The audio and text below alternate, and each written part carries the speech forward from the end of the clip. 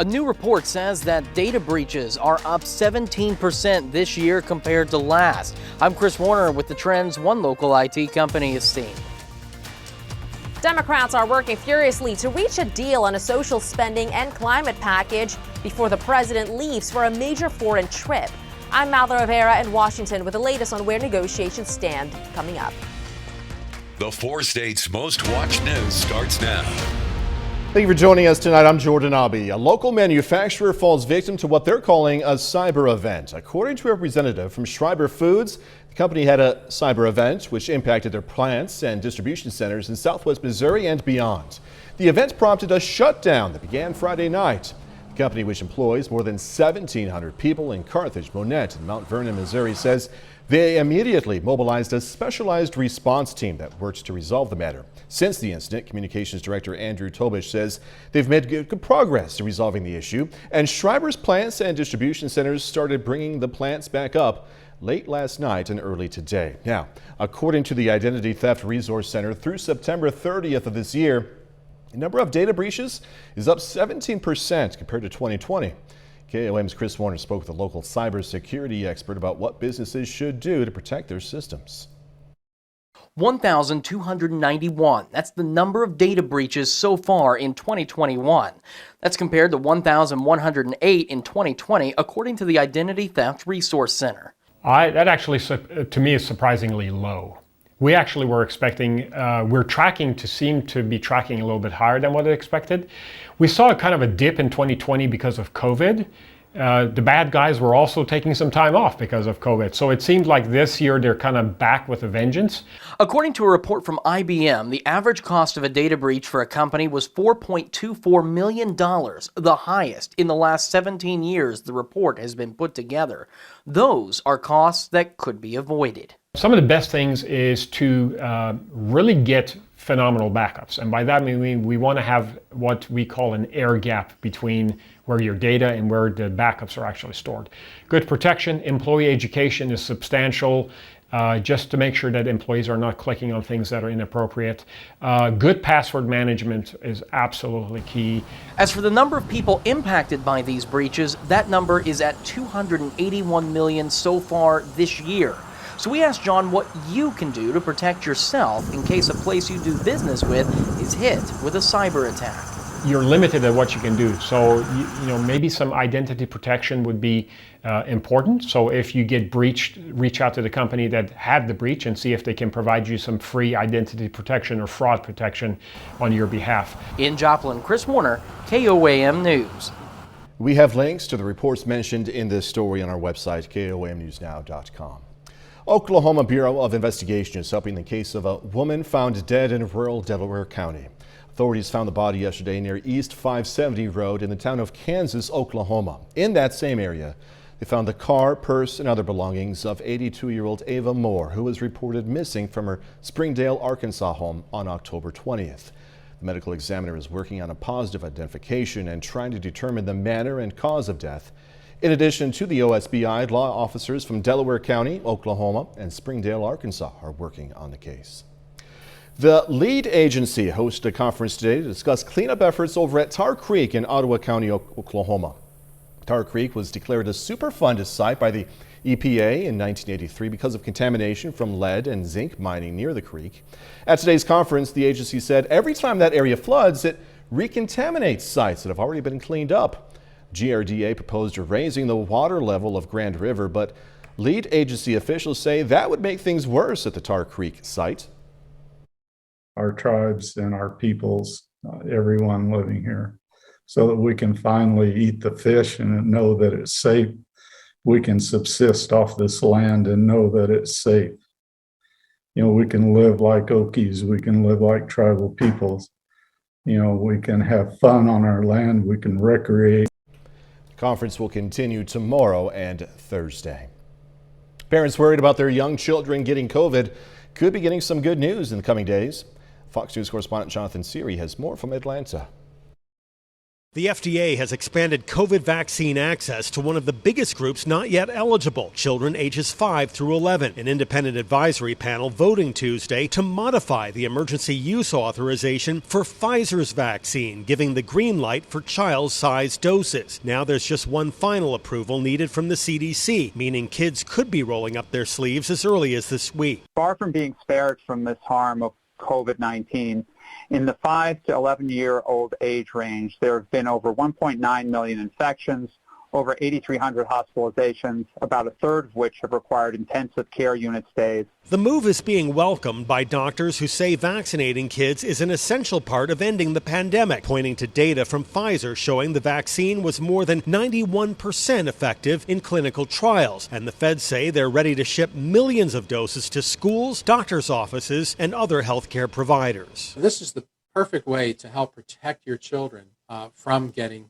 COVID-19. Meanwhile, we're learning more about new travel guidelines going into effect next month. The State Department will require all international travelers, including American citizens, to be fully vaccinated and provide a negative COVID test prior to boarding. And there will be few exemptions granted. Officials say the policy puts public health first. It is consistent and stringent, protecting U.S. citizens and residents as well as those who come to visit us. For now, children under 18 will be exempt from the new rules, which are set to go into effect November 8th. In Atlanta, Jonathan Seri, Fox News. Team of international researchers has discovered biomarkers in urine that can help identify COVID-19 patients at risk of kidney failure. Kidney issues are extremely common among hospitalized coronavirus patients, and doctors believe screening for these biomarkers would pinpoint those at risk for kidney injury. Changing cruise regulations beginning in January, cruises will no longer have to follow CDC rules tied to the pandemic. The government agency says the rules will become recommendations at the start of 2022. Cruises had been under a no-sail order until late last year when it was replaced with a conditional order. Those conditions meant ships could set sail only if 95% of passengers were vaccinated. Democrats working frantically to resolve critical differences on a social spending bill in an attempt to win over key centrist members. Fox's Madeline Rivera is in D.C. with the latest details on their efforts to strike a deal, with just days to go before the president's second major international trip. Democrats are racing to reach a deal on their social spending and climate package before President Biden leaves for Europe this week, where he's expected to call for stronger international action against climate change. This is a top priority to keep moving his agenda forward in advance of his trip. But he can't show up empty-handed, and there are outstanding issues the party needs to work out as it works to roll back the size of the bill. Climate provisions, paid family leave, and Medicare expansion, just some of the key parts still under negotiation. We'll see. As the speaker said, 90% of this is not just agreed to, but it's written. And there's no consensus yet on how to pay for the plan. Senate Democrats have floated a billionaire's tax. They don't get a paycheck every month. Instead, they just sit on piles and piles and piles of stock and other valuable assets for which they pay no taxes. Meanwhile, Senator Joe Manchin, a key centrist negotiator, believes an IRS enforcement plan is unlikely to make it into the bill.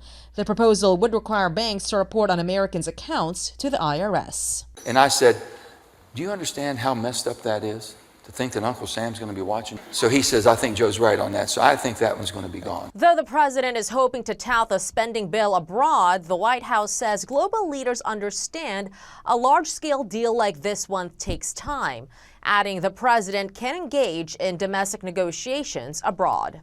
In Washington, Malda Rivera, Fox News. KOAM News at 9 on Fox 14 takes this time now to honor another four-state hero. Dale Houghton served in the U.S. Army from 1968 to 1970. Native of Altoona, Kansas, Houghton was stationed in Germany. We are proud to thank and salute Dale Houghton. He's tonight's four-state hero. Doug is up next with a complete look at the forecast, and later, the Galena Bulldogs riding a 7-game winning streak into the playoffs. Going to hear from the team in sports. Well, it turned out to be a pretty good Tuesday for us today. A lot of clouds across the region ahead of our next storm system rolling in late tonight into the morning hours for us tomorrow. And that means rain. That means a lot of rain. quite a bit of rain over the next couple days. Nice shot, live shot, Indigo Sky Casino Resort. Of course, Indigo just outside of Seneca, Missouri. Look at our temps, finally warming back up, only into lower 60s yesterday. We dropped back into the 40s once again, but we went into lower 70s, 4 highs today, which is pretty good news. Temperatures right now, low to mid 60s, and we will drop back maybe to 58, 57 a little bit later on tonight. 63 right now, south winds 10 to 15, humidity coming up a bit, sitting at 78%. And you can see the clouds across the region. Nothing underneath the clouds, but we do have the clouds. And look at the storms, thunderstorms firing out across central Kansas, down through western parts of Oklahoma. Tornado and severe thunderstorm watches in effect out to our west. And it's this batch that is heading toward us. I'm not expecting it to be severe by the time it makes it here, but it will definitely give us a lot of rain as this very intense storm system is digging deep into the eastern parts of the Rockies, and within the pattern, this will return by the time we head into about the early mid-December, and we'll see if we get snow that time around. This time around, it's going to be all rain. Clouds thicken through the overnight hours. Let's stop at 5:30 in the morning. Most of us still dry. Rain increases, Kansas and Oklahoma. As we go through the morning hours, rain starts increasing everywhere. Here's 9:30, pretty good batch, showers, thunderstorms, late morning into the early afternoon. Some of these storms could be a little bit on the stronger side. A little bit of a break, and here we go again by the evening hours. Here's 6 p.m. Showers, thunderstorms moving back in. So all day long, periods, showers and thunderstorms, temperatures steady near 60 degrees, easterly winds 5 to 15. Let's go into tomorrow night.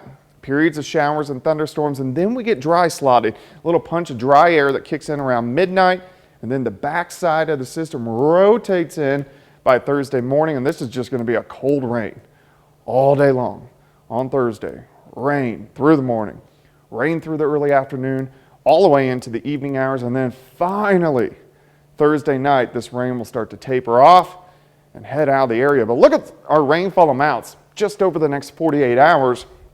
A lot of areas are going to pick up 2, 3, 3.5 inches of rain, so we could have some flash flooding issues due to the heavy amounts of rain that we picked up just a few days ago. 60 tomorrow, 53, that's it on Thursday, 57 on Friday, but Halloween weekend shaping up pretty good. Jordan? All right, Doug, thank you. Coming up, too much of a good thing. Heavy rain drenches the Northeast as California cleans up after a major storm. I'm Katie Byrne in Nassau County, New York. I've got the details coming up. Police in Boise, Idaho, releasing more information about yesterday's shooting at a shopping mall. 2 people were killed, 4 others hurt. After the gunfight, the suspect was transported to the hospital in critical condition. A wounded officer was treated, later released. Authorities are not talking about the shooter in custody or a possible motive. Heavy rain drenching the Northeast, flooding streets, causing power outages as well. On the West Coast, people are cleaning up after what's being called a bomb cyclone. Fox Weather's Katie Byrne has more. Severe weather striking coast to coast. Here in the Northeast, flash flood watches and warnings are in place as the season's first nor'easter crawls up the Atlantic coast. In New Jersey, heavy rains flooded streets while strong winds knocked out power for thousands of people. These crews will need safe conditions in which to work, so restorations could be delayed if wind and rain conditions make it dangerous for them to be up in a bucket. Officials say since this is a fall storm, wet leaves can weigh down branches, increasing the chances for downed trees and power lines. Several states could see between 2 to 6 inches of rain by Wednesday. The severe weather comes more than a month after Hurricane Ida caused widespread damage. Today, New York City Mayor Bill de Blasio announced a new investment to prepare the city for future storms. It's $110 million in climate investments for resiliency actions, and we're focusing on the very vulnerable areas of lower Manhattan. On the West Coast, neighborhoods in Northern California are still flooded after a massive storm known as a bomb cyclone dropped several inches of rain. The wet weather doused wildfires throughout the region and helped alleviate a record-breaking drought, but the conditions caught many residents off guard. We moved in this house a week ago, and we never expected to have waterfront property. And back here in New York, this powerful nor'easter is expected to weaken Wednesday morning. In Nassau County, New York, Katie Byrne, Fox Weather. Coming up next, international pressure on Facebook. Facebook continuing to come under fire. I'm Jackie Ibanez with more on the global efforts to reform the social media site. Straight ahead. The first time a vaccine designed to prevent triple-negative breast cancer is being studied in humans. Cleveland Clinic partnering with Anixa Biosciences on this phase 1 trial, which will determine the maximum dose of an experimental vaccine if it's safe and effective in patients with early-stage triple-negative breast cancer. Triple-negative breast cancer accounts for about 15% of all breast cancers, but it accounts for a disproportionately higher percentage of breast cancer deaths, and it also has a higher rate of recurrence. Doctors vaccinated the first study participants who all have triple-negative breast cancer and are tumor-free to see if the drug targets a lactation protein that is seen in a majority of triple-negative breast cancers. Well, a new study in Canada warns stimulants prescribed to older adults could cause heart problems. Researchers say the drugs used to treat a variety of conditions, including depression, fatigue, and post-stroke recovery, are linked to a 40% increased risk of a cardiovascular issue in the first month of use. Facebook whistleblower Frances Haugen isn't taking her foot off the gas, going overseas to slam her former employer's algorithms, causing rifts in societies around the world, and claiming the tech giant isn't doing enough to stop it all. Fox News correspondent Jackie Ibanez reports. Facebook whistleblower Frances Haugen says although the social media giant didn't invent hate, it certainly doesn't do enough to prevent it from circulating on its platform. What is Facebook doing to amplify or expand hate? But do you think it's making hate worse? Unquestionably, it's making hate worse. The former Facebook employee urging British lawmakers Monday to pass regulations preventing Facebook's algorithms from sowing division, promoting damaging content to young children, and more, echoing her testimony from Capitol Hill earlier this month. Regulation could actually be good for Facebook's long-term success because it would force Facebook back into a place where it was more pleasant to be on Facebook. Haugen's latest remarks come in the wake of the Facebook papers, where 17 news organizations reviewed and analyzed a series of documents Haugen gathered while working at the tech company, detailing how she claims the site's algorithms recommended divisive content that can inspire hate. Haugen also says there's not enough content moderators trained in non-English languages, adding it lets hate speech go unchecked in countries around the world. They have spent so little on actually ensuring that the rules that they claim to enforce, their community standards, are enforced properly. And in foreign languages, there is sometimes literally no one.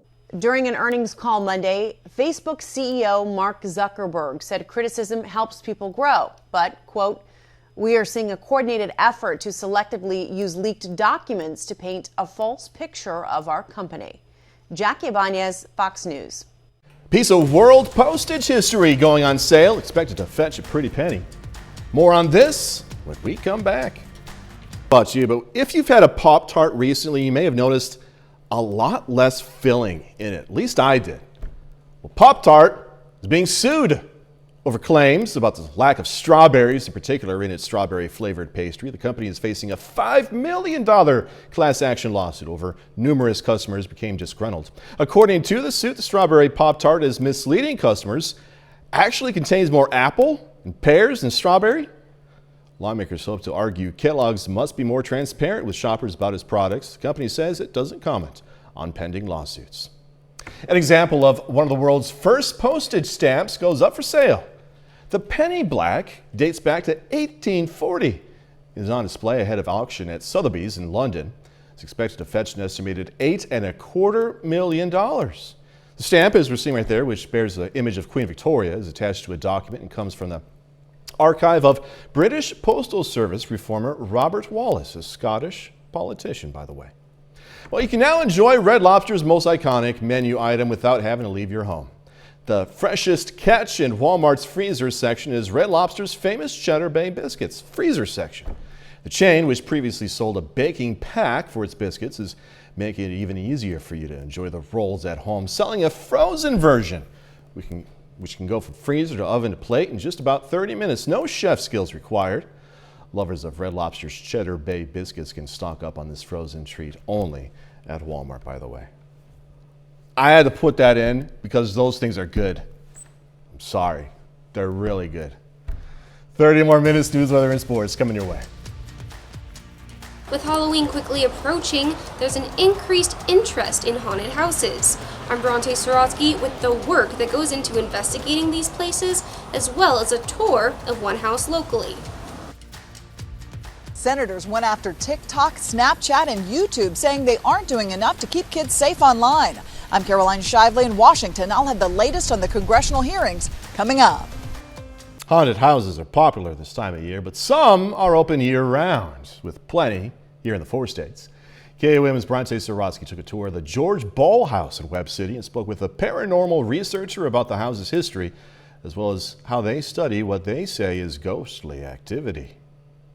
Heard the sound of something and looked over and watched the doorknob turn, open the door, and no one's upstairs. Incidents like that aren't unusual for Lisa Martin, a paranormal investigator here in the 4 states. Everyone that's involved tend to be history buffs, and history and interest in the paranormal often go hand in hand. We combine that interest to help support local sites. Sites like the George Ball House in Webb City. It was built by George Ball and his wife Martha in 1900. It would have been Mr. and Mrs. Ball and several of their children. But this family housed here in Webb City suffered many tragedies, including a son that was murdered that was never solved. A couple of other deaths in the family that were untimely. Upon exploring the house, we encountered some pretty strange incidents. I think this was open when I shut that door. Like an upstairs door that seemed to have opened on its own. We keep it shut. There's no reason to. In fact, there's not a doorknob. Or a faint voice we heard behind us just before turning on the camera. Isn't it? Did you hear something, or was that me? I thought I heard like almost a little whisper. The Paranormal Science Lab team uses a mixture of their history knowledge as well as technology to research paranormal incidents within the 4 states. When we conduct electronic voice phenomena sessions, we will ask questions out loud, and just to see if it triggers anything, if there's a reply either audibly or on a recorder later. While we can't say for sure what we encountered during our visit, it definitely seemed out of the ordinary. In Webb City, Bronte Sorotsky, KOAM News. Anyone interested in any upcoming ghost tours can go to the company's website or Facebook page. We have that in addition to information for other haunted houses in the area on our website as well. An Alabama man has finally finished his mission to travel across the U.S. on a bicycle to help those facing depression and suicidal thoughts. Why are you seeing that, though, on your television? Here's why. Back in 2019, Daniel Hurd made his way through southwest Missouri, and we talked to him about his journey. After leaving our area, Daniel got into an accident that left him paralyzed for a while and delayed his trip. But today, we talked with him again about getting back on his bike to finish his mission. I think I was just getting too comfortable in what was uncomfortable for most people, you know, picking up and changing where you're going every day. And a lot of that for this journey I had to have that happen to me to kind of realize that this isn't what I'm supposed to do the rest of my life. To see the previous story we did with Dan, go to our website. Again, that's KOAMnewsnow.com. Some major retailers announced that stores are going to be closed on Thanksgiving Day, following a trend that largely started last year during the heat of the pandemic. Costco and Walmart says its employees are going to get Thanksgiving Day off to spend with family. All U.S. locations are going to be closed on the national holiday, opening up again just in time for the busy Black Friday rush. In addition to Turkey Day, Costco also keeps its doors shut for Christmas and New Year's Day. What can Brown do for you? UPS says profit rose to nearly $2.9 billion in its third quarter, and revenue topped $23 billion. That was better than expected. UPS continues to reap the rewards of massive demand for online shopping. More people plan to attend a live event this year. According to a new Bankrate.com poll, 61% of adults surveyed plan to go to at least one live event or attraction before the year is out. That's more than the first 9 months of this year combined. The heads of YouTube, TikTok, and Instagram faced questions on Capitol Hill as lawmakers grilled the social media companies on teen and child safety online. The hearing before the Senate Commerce Committee comes as Facebook faces questions of its own as criticism mounts over its handling of younger users. Fox News correspondent Caroline Shively has details now from Washington. For too long, we have allowed platforms to promote and glorify dangerous content for its kid and teen users. Lawmakers ripped into policy leaders at 3 social media giants on Tuesday, pressing them on what they were doing to keep kids on their platforms safe. Between them, TikTok, Snapchat, and Google-owned YouTube have 3.5 billion active users, a sizable portion of whom are under 18. Filters or lenses on Snapchat are intended to be fun and silly. It's not about body dysmorphia. We all know, as parents, something intended to be fun and silly can easily become something that is dangerous and depressing. A TikTok policy head said it stores all American data in the U.S., but senators complained TikTok wasn't giving straight answers about its parent company based in China. You have dodged the questions more than any witness I have seen in my 9 years serving in the Senate. This hearing follows one 2 weeks ago where a Facebook whistleblower said her former employer and its subsidiary Instagram care more about profits than customers, including teens. Being different from Facebook is not a defense. That bar is in the gutter. Expect more tech hearings and legislation. Chairman Blumenthal says he wants to hear from more whistleblowers. In Washington, Caroline Shively, Fox News. A bit later, another new normal. With work from home still so popular across the United States, some families are not just looking for their forever homes, they're looking to buy a second home. I'm Madison Allworth. Coming up, I'll explain why the west coast of Florida is where so many of those buyers are headed. Well, it turned out to be a pretty good Tuesday for us today. A lot of clouds across the region ahead of our next storm system rolling in late tonight into the morning hours for us tomorrow. And that means rain. That means a lot of rain. Quite a bit of rain over the next couple days. Nice shot, live shot, Indigo Sky Casino Resort. Of course, Indigo just outside of Seneca, Missouri. Look at our temps finally warming back up only into lower 60s yesterday. We dropped back into the 40s once again, but we went into lower 70s for highs yesterday or today, which is pretty good news. Temperatures right now, low to mid 60s, and we will drop back maybe to 58, 57 a little bit later on tonight. 63 right now, south winds 10 to 15, humidity coming up a bit, sitting at 78%. And you can see the clouds across the region. Nothing underneath the clouds, but we do have the clouds. And look at the storms, thunderstorms firing out across central Kansas, down through western parts of Oklahoma. Tornado and severe thunderstorm watches in effect out to our west. And it's this batch that is heading toward us. I'm not expecting it to be severe by the time it makes it here, but it will definitely give us a lot of rain as this very intense storm system is digging deep into the eastern parts of the Rockies, and within the pattern, this will return by the time we head into about the early mid-December, and we'll see if we get snow that time around. This time around, it's going to be all rain. Clouds thicken through the overnight hours. Let's stop at 5:30 in the morning. Most of us still dry. Rain increases Kansas and Oklahoma. As we go through the morning hours, rain starts increasing everywhere. Here's 9:30, pretty good batch. Showers, thunderstorms, late morning into the early afternoon. Some of these storms could be a little bit on the stronger side. A little bit of a break, and here we go again by the evening hours. Here's 6 p.m. Showers, thunderstorms moving back in. So all day long, periods. Showers and thunderstorms, temperatures steady near 60 degrees. Easterly winds 5 to 15. Let's go into tomorrow night. Periods of showers and thunderstorms, and then we get dry slotted. A little punch of dry air that kicks in around midnight. And then the backside of the system rotates in by Thursday morning, and this is just going to be a cold rain all day long on Thursday. Rain through the morning, rain through the early afternoon, all the way into the evening hours, and then finally Thursday night, this rain will start to taper off and head out of the area. But look at our rainfall amounts just over the next 48 hours. A lot of areas are going to pick up 2, 3, 3.5 inches of rain, so we could have some flash flooding issues due to the heavy amounts of rain that we picked up just a few days ago. 60 tomorrow, 53, that's it on Thursday, 57 on Friday, but Halloween weekend shaping up pretty good. Jordan? Doug, thanks again, man. Coming up in sports, the Galena Bulldogs heading into the playoffs on a 7-game winning streak. Also, the Riverton Rams preparing to head to state for the second straight season. Jacob Leonard has that and more next.